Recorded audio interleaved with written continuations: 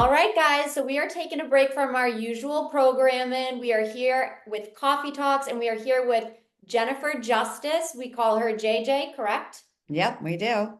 She is the CEO and founder of the Justice Department. I was looking at your resume. Wow, so impressive.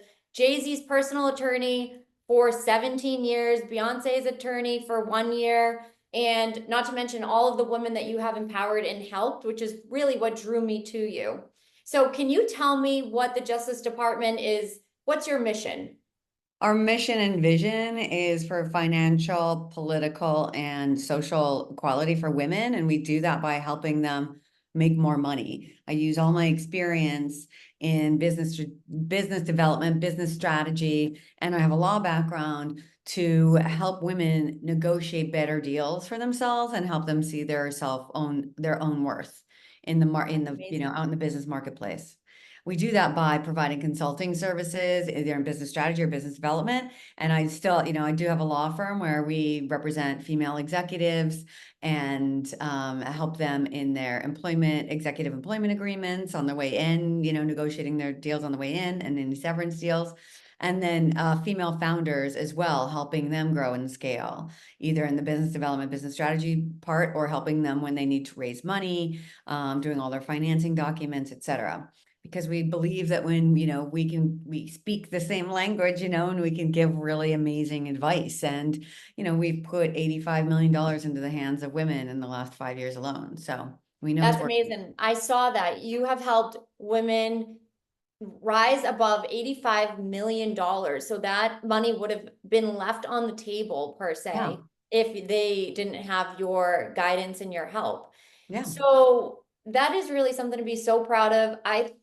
What drew me to you is also my mission is to empower women. My background is in women's health. And as you know, guys, I'm Cici. I own VAIN Medical Spa right outside of Boston. And my mission in life ever since I was in college has just been to empower and help women. And this is how it transformed in my life to help women through feeling their most confident self. And through this transition, I have found myself, okay, I'm the leader now. When did you first feel like you knew you were a leader? Well, that's such a hard question to answer, actually, because, having my own self-doubts now and then, Yeah. but I just knew at a younger age in my business career that I really fought for people in a way that did not happen all the time. And I wasn't scared, when I was trying to get the right results, I wasn't scared to make the other side angry or, to piss them off, basically, because I knew what I was asking for was right. I wasn't just doing it to do it, right? I was doing it because I knew it was the right result. Mhm. And I knew how to phrase it that way so everyone kind of felt like they could win. Um, and it just kind of grew from there because I started advocating for women at, only a couple of years into my career. And I was noticing that women were scared to negotiate for themselves, because it was like, oh, well, I'm the only woman in the room and I want to stay the only woman in the room. And I totally get that. But I could talk to them in a way and make them, understand that they can, still ask for what they want and not be, penalized for it. Mhm. And if they're not asking for, and if they're not getting it, then is it really the place that you want to be? You might have to stay at these places for a while. I'm talking about, women in corporate jobs or women in, with certain managers and talent or, female founded companies that are in certain, like, with certain maybe investors, et cetera. It's like I help them kind of executive coach them, life coach them, business coach them, like all of the above, to understand that like certain situations, if they're not feeling right, might not be the right result anyway. So Mhm. it's kind of, it's like a 360 approach because that's, as women, that's what we are. We want, you know, we've always been told like wanting money is icky and stuff. It's like, okay, we got to get out of that, right? And it's Yeah. like socially, we've been put on the back burner and we're not equal in many ways, right? And then obviously financially, we know that we're way behind, but like none of it's true. A lot of it is are the stigmas that we have been told, et cetera. But, and we can't change that kind of system overnight, right? That has, put us in this box, but we can change, the choices we make when Yeah. people are doing that, right? And Right. so we really help them in a business financial way to get out of their own way, so to speak, sometimes, and get out of their own heads and really understand their own worth and the Mhm. worth of their company and how to like help propel them forward. It's funny, and I don't know if you look at it like this as well, Jennifer, but in the gender equality gap, it's almost like we've come so far, but then not far at all sometimes. Yeah.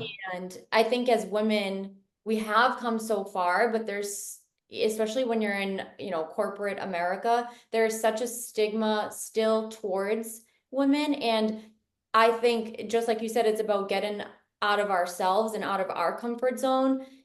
So, and I think a lot of it comes down to worthiness as well. And it sounds like you have that conversation with your clients and you help a lot of women find like you are worthy of this raise, you are worthy of this package. And hey, if they're not going to give it to you, like you said, maybe this isn't the right room for you to be in, but you saved them years of working at a firm that maybe would have not appreciated them. Yeah, exactly.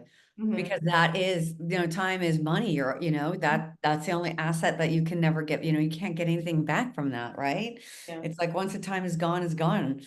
And why spend your time and effort and experience in places that don't appreciate you or appreciate your value? It's one thing to do it for a year, you're starting out a couple of years, etc. Mhm. But, there are women who've been doing it for 10, 15, years, and you got to get out. And it's really hard to make up that excess. Mhm. If you don't negotiate your deals, and you're in a business career, by the time you're 60, you will have left $1.5 million on the table. And men are four times more likely to negotiate their employment contracts or any kind of contract than, could be your mortgage, could be anything, than women are. Mhm. And so we're leaving a lot of money on the table. And, we are served a lot of financial advice about how we should invest and how we should invest in stocks or ETFs or index funds or whatever it is. But if you don't have the money to do it, right, or you have such little money, it's not going to make as big of an impact, right? Mhm. You should be getting what you deserve to then invest it, but you got to start with getting what you deserve. Mhm. Mhm. Was there a certain situation in your career that really helped like stand out as to why you fight so hard for these women? And was there a certain situation that really opened your eyes? It was just, I came from, my mother did not graduate high school. She was pregnant with Okay. my sister. Like, and my family, they, most of them, they were just workers, and they accepted their station in life of being workers and they liked it. And, because it made them feel safe. It was like scary, that outside world. Don't go out there. Mhm. And, they didn't encourage me to go out there. And that was not because out of love or anything. It was literally out of fear, Mhm. that I would go and fail basically. And they didn't want to see that from me. So when I entered the workforce and when I entered into, representing all, different kinds of people, mostly musicians, I saw that women were not getting paid equally. So I had done a deal for a guy. It's called Universal Music Publishing. It's where they sign the songwriters, and songwriters get paid and come on and write songs for other people, talent, etc., Okay. or for themselves even. And I did a deal for a guy. He was a director level. He was immediately offered $130,000 a year, and everything was great and entry level kind of deal. And then I got 6 months later, I got a deal for another person in that department, a woman. She was a senior director. She'd already been there. She'd already made money for the company. She'd signed a bunch of people and she was offered 90,000. And I was like, Mhm. why is this okay? Like, Mhm. why is everyone okay with this? And so I said to, it was my then boss, I wasn't a partner yet. It was my first year there. So why are you guys okay with this? He goes, why aren't you? Everyone else is fine. She's fine with it. I was like, yeah, but we know that there's a guy making $40,000 more than her with no experience. And he's like, fine, you go try to get her more money. And I did try, and I got her 10,000 more dollars, but that was it. And they made every excuse like, oh, her husband has money. He was the manager for John Mayer, Mhm. so it's like he has money or he's doing well, and she doesn't really want it. All that kind of stuff. And it was like, that's not okay. That's all subjective And as, it's first of all, it's none of your business. yeah. Your personal finances, we're talking about one person's self-worth here. And that just set me off on this thing. And it's because I didn't have any mentors. I thought, oh, women just don't want to work. That's what it is. I just thought like women didn't want to work, which is fine. You Mhm. know, my mom, I wouldn't want to work with, I was my mom either. I mean, she was, Yeah. doing waitress jobs and, cake decorating and a housekeeper. And she was like odd jobs and working at a supermarket. Like, Mhm. I got that. Like, yeah, I wouldn't, I would hate my jobs too if that was Yeah. what I was doing constantly over and over again for 20 years, Mhm. and not, making any more money or being appreciated. But, that wasn't my case. And I just didn't understand it. I didn't understand that I didn't understand why it wasn't a national emergency. And I still don't understand because while we have closed the pay gap somewhat, it's actually not really that much at all. We're still Mhm. 200 years away from pay equity in the United States. Like Yeah. we've gone backwards actually in the last 5 years. It was a shorter period of time before. Mhm. The wealth gap is still massive. It's like 60%, Mhm.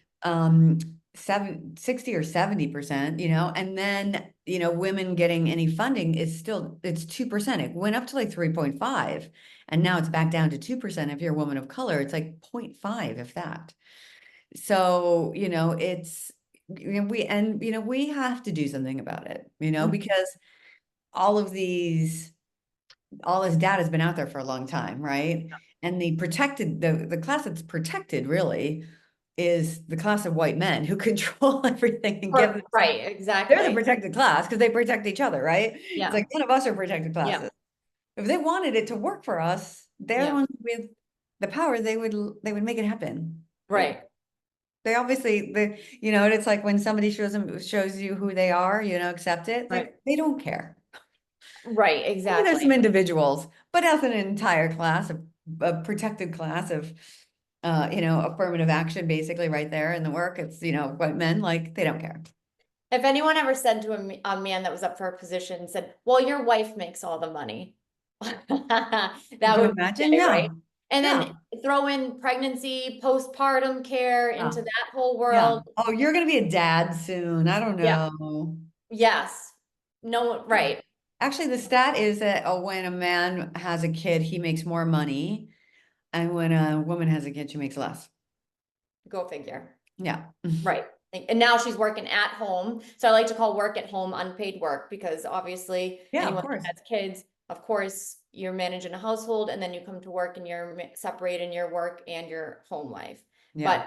But so the women that are watching this that are really just becoming aware of this and aware of finding their worth, what's like the one piece of advice you would give somewhere just to start that they're just coming into this whole world and starting to maybe say like I should ask for a raise or like maybe this job isn't for me, maybe I'm not appreciated. What's one thing that you would give him advice on? Well, I think it's doing that is stepping back and thinking like, what do I want? You Hmm. know, and it can be anything. And don't limit it because you think you can't do it. And that's the other thing. And evaluate why you're doing it. Hmm. And then you go out and start looking for the resources to help you and make you understand what it is you can do to change that situation, right? Hmm. Because so often we just are like, oh, it's just more comfortable here. It's like it's scary. Right, the devil you know versus the one you don't. Exactly. Hmm. But so much is on the other side, but so much of that is coming out of your comfort zone and figuring knowing that you're worthy of it and demanding more, but taking that risk to know, yeah, it is scary to take that jump. Yeah. Yeah. Yeah. So what kind of taking a turn, what would you say that you have done in your own career that you should tell other women to do? Was there a point where you had to find yourself asking for more money or leaving a job, or how Yeah. has that situation gone for you in the past? Yeah, I mean, I had to do my own evaluation and I do it often. It's like, sometimes you just get stuck. You're like on a move and like, things are working out and you're making a little bit more money. And then realize for me, it's like I realize when I'm just not happy. Yeah. I'm like kind of like depressed and it doesn't matter like if I have money to buy this bag I want or go on this vacation that Yeah. I wanted or to take or whatever. It's just like nothing is satisfying me. And in not a superficial way, but like deep way. Like, Unfulfilled, yeah. what is it? And usually when I sit with myself and ask myself that question, after a while, things come, to the forefront. And, in one job in particular, I was just like, there's nowhere else for me to go here. Mhm, I've kind of done it all and, it's been amazing, but it's time for me to move on and get out of my comfort zone mhm. and try new things because, it's a, great saying. It's like, it's like, what are the things you're going to regret, if you don't do them? And you don't always have time, right? And Right. the more you wait, the less time you have to do those things. Yep. So, setting timelines for yourself and goals and setting many goals, like those are the things that are really going to help propel things forward. But, doing the same thing every day and expecting a different result is a definition of crazy. So, why are we doing that to ourselves? Right. Yeah. I always say the time's gonna go by no matter what, so you might as well start today with Yeah. what you could have started. You'll look back in a year from now and would have already been done. Yeah. So is that how you ended up segueing into your own business, the Justice Department? Yeah, because basically I had realized I was making money for men by day and trying to overthrow the Yeah. patriarchy at night. And so it's like I have to walk my own, talk, right? So I A can talk thankless about job. it, but and so it's like I had all the experience, right? I had the resume, I had the accolades, and no one could change that. That was never going away. So it's like I wanted to use all that experience instead of helping men make money to help women make money. And, Mm, it can be harder because we're so not used to hiring lawyers and paying lawyers big fees because we're expensive, but we're mhm. expensive because you make a lot more money when you hire us. Right. I've never, not to use a double thing, I've never not made people money, Mhm. you I know? love that for Like you. I pay for myself all the time, but Right. it can be daunting when you're like, oh, you know what I mean? Yeah. At first. Yeah. I think so many women, like, your business, you cover so many areas of helping them raise money. Yeah. You know, that is something that I've been trying to wrap my head around as well. Like, how do you do that? Where do you start? How do you present yourself in a room full of, white men executives that are just staring at like you, and you have to basically prove your worth? And how do you show up for yourself in those situations? Plus, you cover the legalities. Yeah. So I really Yeah. commend you on that, on your Well, business. we have like, look, over the time, I've built a big network of people Yeah, and other women who do a lot of these things. So a lot of it's referring out, a lot of it is, when I start working with somebody, I'm like, it's just the facts, right? It's like, right. what facts do you have in let's say you're raising money, your business. Like if your business has been growing and, you need money to expand it, like you just got to put everything down and a deck that's not even just for like outside, but for you. What is your mission? What is your vision? What is your goal? How are you different from the competition? What are you going to do differently to make yourself stand out? Who's your target market? It's just like super simple things that, maybe you do it all and you realize, well, you know what, I don't really actually want to go out and raise money because actually raising money from other people, they're all up in your business. Or Right. maybe I can do things internally or raise, debt instead, or have I maximized everything I can do by myself? Maybe I just need to hire somebody who's better than me. Mm-hmm. Not, you know what I mean? So I can do what I'm really good at. Mm-hmm. Like I know in the companies that I build, I'm like, should not be the ones running it necessarily because I'm not Right. great at it. Right. And Right. that's like, it's a sign of a true like entrepreneur to know when you need to hire the people around you that are better at it than you. To delegate. Yeah. Right.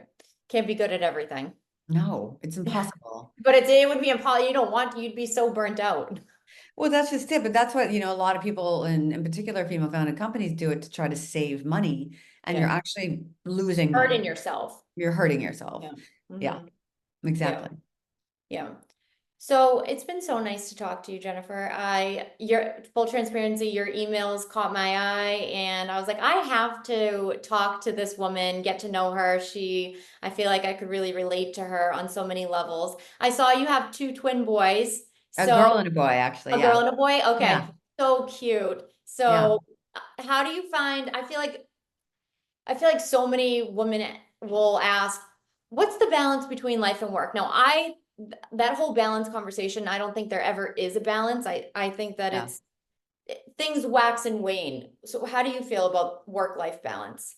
I mean, I don't really think there is a trick or a balance. It's Yeah. more like you prioritize the things that are really important at that particular time, right? Obviously, it's like I'm also a single mom, so I had them with myself, and so it's Yeah. like, I guess I just like to make things difficult for myself. But when they really need me, I need to stop and focus, and I just need to be honest with my clients. Say, I'm sorry, my XYZ is going on, and whatever.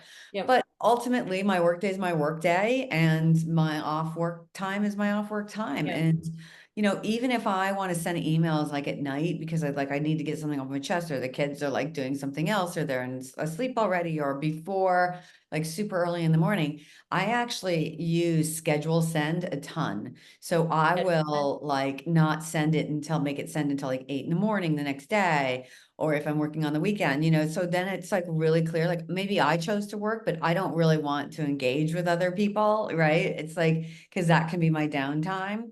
And Right. so that is what, one of the ways that I kind of keep those hours, and really, and we have to do that for our mental health. And if something's a massive emergency and a client needs to call me, then great, I'll deal with it. You know what I mean? And, can try to figure out how the kids, and my kids are 11 now, so it's a bit easier, can take care of themselves. Yeah. But ultimately that's just it. Like, you can't beat yourself up. You can't, because you don't feel like you're giving enough. With kids, it's about quality, not quantity necessarily. Like, if you're with them, be Yep. with them. Don't be on your Yep. phone with them, Right. you Right. know? And when I'm with my clients, I'm with my clients and I'm working. Hmm. And but you can't beat yourself up because no one can do it right. Right. No one does. Yep. Everyone has help. Everyone needs help. All of those things apply. 100%. You hit the nail on the head. Yep. Well, it's been so nice talking with you. Yeah. I hope that this conversation opened up, different ways for women to think about themselves and their position in life. And I think that you stated it so clearly how they may go about that. So I thank you for that. Yeah. And keep on being you. You're pretty Thank badass. you. And thank you for doing this. And thanks for having me on.